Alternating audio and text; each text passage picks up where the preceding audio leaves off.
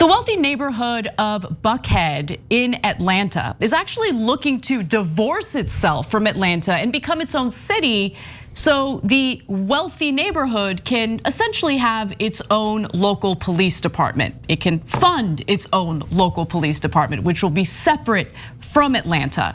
Now, the reason why they're doing that is because in Atlanta, as we're experiencing all across the country, there has been a spike in violent crime. Homicides are up by about 63% to the same time last year, and up 43% compared to the same period in 2019. And that's according to late May data released by the Atlanta Police Department. The city has seen more than 300 shooting incidents since the start of the year, up 45% from what it recorded this time last year, and up 55% from 2019. So it's important to know that context. There is an increase in violent crime, not just in Atlanta, which these statistics bear out, but all across the country. This has been an increasing issue, something that unfortunately the GOP has latched onto as their way of rallying supporters to go to the polls and vote for them in the midterms. And so what does Buckhead, this wealthy neighborhood in Atlanta, want to do? Well, first off, let me just note, they're known as the Beverly Hills of Atlanta, so it gives you a sense of the wealth in this particular neighborhood. But apparently state lawmakers introduced legislation earlier this year that could pave the way for a Buckhead City vote on the November 2022 ballot. Now, the Buckhead City Committee says it raised $600,000 to support ongoing lobbying efforts and a commission, a feasibility study that is set to kick off in days. So they've already got this process going, and Buckhead isn't the only area in Georgia that's moving forward with this kind of idea, right? Just kind of divorcing itself from metropolitan areas in the state. Now, here's Bill White. He is the head of the Buckhead Exploratory Committee. He's actually the CEO of the Buckhead Exploratory Committee. And in this video, he kind of explains the reasoning behind why they're doing this. We are living in a war zone. That's how we describe living in Buckhead. And what has happened here in the last several years is an incredibly dangerous spike in crime and a complete vacuum of leadership. The police in Atlanta are great policemen and women. We love them. They just want to do their job, and they're not being allowed to do that. So Buckhead and the beautiful families, a very diverse community. We, in fact, are the most diverse community in all of Atlanta. We have decided to file for divorce, and the divorce is final. And what we are saying to the city of Atlanta is we are going to form our own city. We have 2 bills in the state legislature. We've raised the requisite amount of money we need right now to move this forward. There'll be a ballot initiative on the ballot next November. And we are going to take our city back for the great families of Buckhead once and for all. Now, look, once you hear that this is the Beverly Hills of Atlanta, I'm sure you can assume that it is not, in fact, the most diverse part of Atlanta. In fact, quite the opposite. I want to give you that fact check, and then Cenk, I want to hear your thoughts. Atlanta is now roughly 51% black and 38% white, according to the US Census Bureau. Without Buckhead, Atlanta would become roughly 59% black and 31% white, according to the Atlanta Journal-Constitution Analysis. Buckhead City, if it became a reality, would be roughly 74% white and 11% black. The most diverse part of Atlanta. Super diverse. Race has nothing to do with this. Now, obviously, it's about race and class, clearly, right? Because while he said friendly things toward the Atlanta Police Department there, apparently the Atlanta Police Department just isn't enough for the residents of Buckhead. Yeah, so first of all, I think Buckhead's known as the Beverly Hills of the South, so the whole South. It's not surprising that that would be in Atlanta, but he says it's a war zone. Look, crime has gone up everywhere, and that's a really interesting topic, and I want to talk about it in a little bit. But is Buckhead a war zone? No, it's not a war zone, okay? So now, his diversity claims are hilarious. By the way, if Atlanta was 75% black and 11% white, as roughly speaking, that wouldn't be that diverse either, right? It would be predominantly black. But Atlanta's actually has a very good split, as Anna just told you, of black and white. But for Buckhead, they think 11% black is about as diverse as we want to be. And on top of that, I'll pretend we're the most diverse, which makes no sense at all, obviously, right? But Anna's right. So there's no question that, or I would be very surprised, let's put it that way, if there wasn't a racial component to this. And I remember going to Grosse Pointe, Michigan, and there were signs at different places that said Detroit residents not welcome. Okay, so I wonder why. Yeah, or now I don't think that they probably didn't say it that way in the year 2018 or so that we were there. I think that it said like if you have Detroit ID, you're not allowed to enter. Okay, but why? Because Grosse Pointe is a really rich suburb of Detroit. No, I get it. It's America, though. Right? Is it a gated community? It must have been, but it was flagrant the way they said, not gated community. I don't remember exactly what the thing was. It obviously can't be a public park, etc., as Anna points out. But whatever it was, it wanted to make very clear, we don't want anybody from Detroit here, okay? And it was like, we were shocked that they bothered to put up a sign because they could just say no when people come in, right? And so is there a phenomenon like that in Buckhead? Likely, right? But it doesn't really matter if they do it informally now, because this guy's saying, let's do it formally, let's separate. Yes. And so now what's the point of separation? I'm gonna get to class in 1 second. The point of separation is to say, okay, now we want to have our own police, which becomes like basically private security guards and that, so separate from Atlanta because we're wealthier and etc. Because police are mainly to protect property in this country, unfortunately. They should also protect our lives, etc. But basically, so wall yourself off from Atlanta. So those signs will come next, just like they have in Grosse Pointe, right? People of Atlanta not really welcome here, right? But even if you said, hey guys, I don't think it has anything to do with the race. First of all, welcome to America, nice to know you, okay? You'll find this place interesting because apparently you're not from here. Okay, fine, let's assume it for a second. In terms of class, they're basically saying, we don't want to give you any of our taxes. Exactly, okay. That's what this is about. It's about essentially taking away a huge source of revenue, an important portion of the revenue for the city of Atlanta, and keeping it within this wealthy enclave. So yes, I think that there is a component of race involved, but race and class are very clearly intertwined here, and in general. And in this case, they want to ensure that their resources remain within their own little neighborhood. Well, when I say neighborhood, it's not fair. I mean, this is an area that has a population of about estimated 80,000. I'll give you exact numbers in just a minute. But again, when you look at the median income in that area, it's far higher than what the average is or what the median is when you look at the greater Atlanta area. Yeah. By the way, already I love the comments that are coming in. In our member section, Naveen X-Ray said, Buckhead is the most diverse. Yes, dirty blonde, platinum blonde, strawberry blonde, diversity at its finest. What a total Buckhead. Yeah. Okay, and then on YouTube Super Chat, D Nichols says, Moondragon says, nope, D Nichols, call that city Karen Town.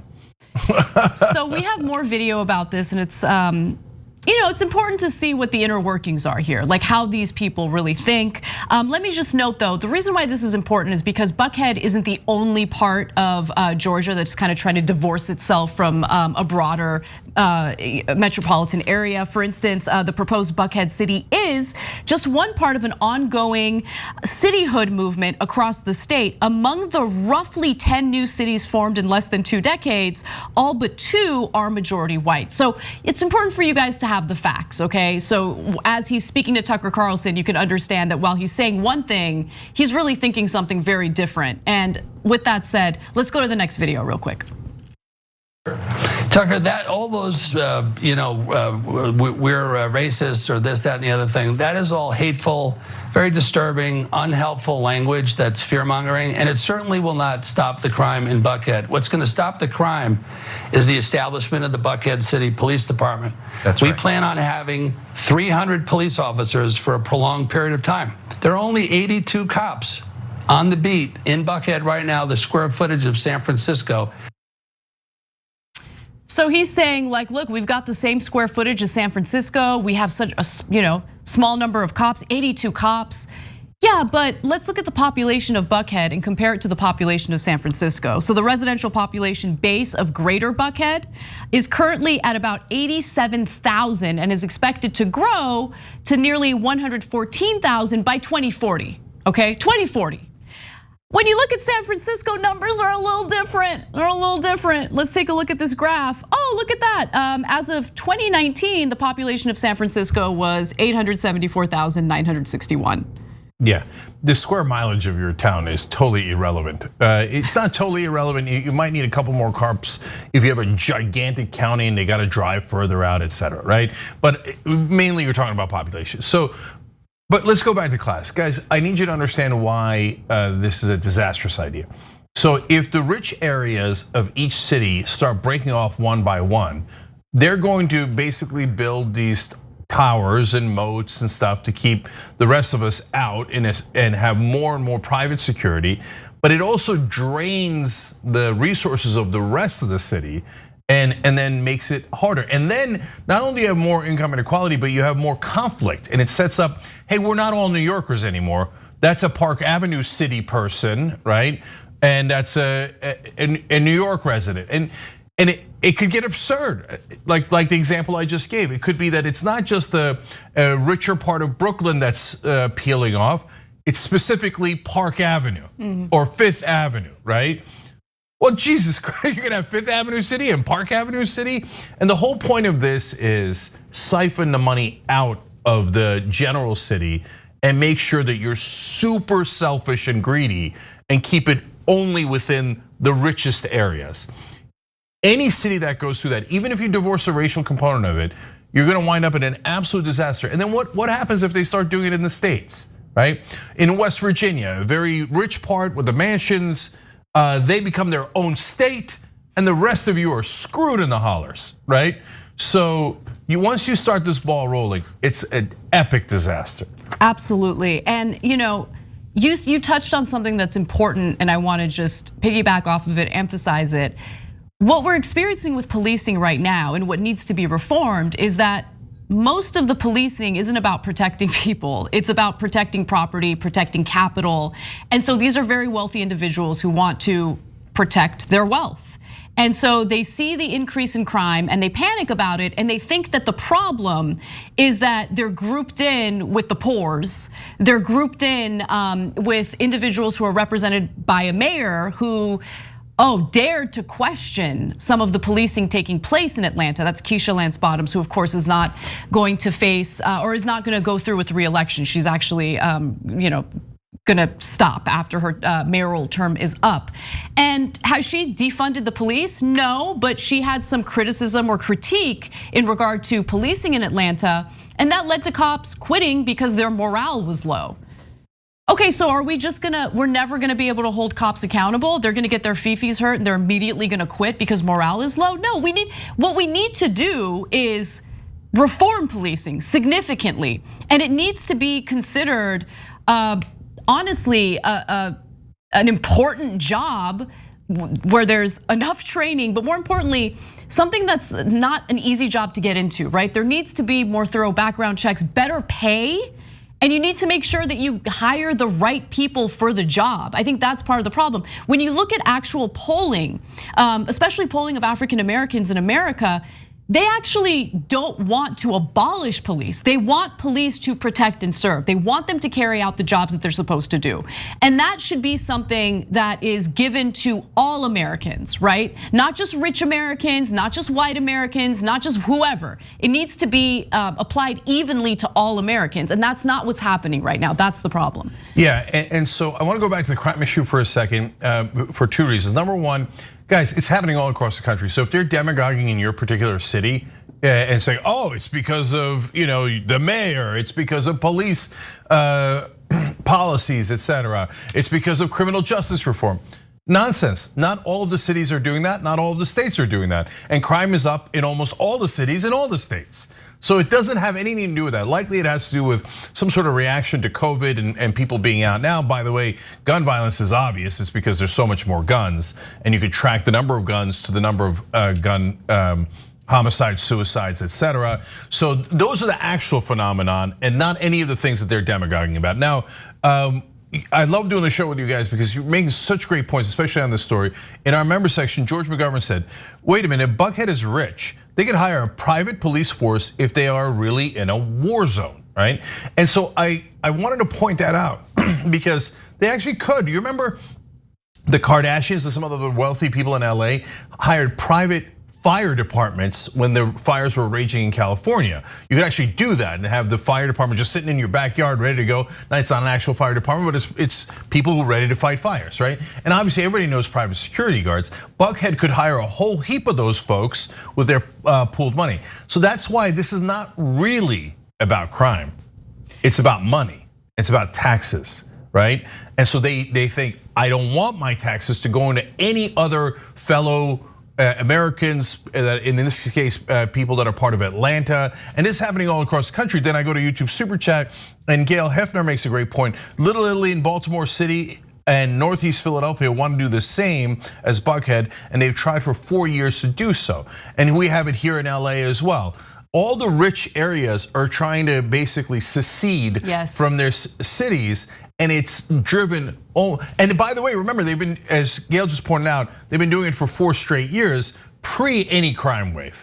It's not about that. It's about greed, infinite greed.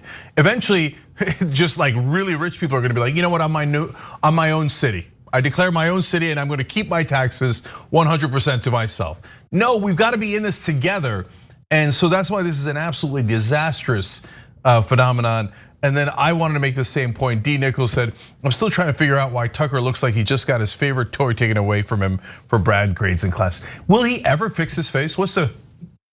Thanks for watching the Young Turks, really appreciate it. Another way to show support is through YouTube memberships.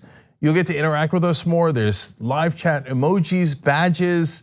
You've got emojis of me, Anna, John, JR. So those are super fun. But you also get playback of our exclusive member-only shows and specials right after they air. So all of that, all you gotta do is click that join button right underneath the video. Thank you.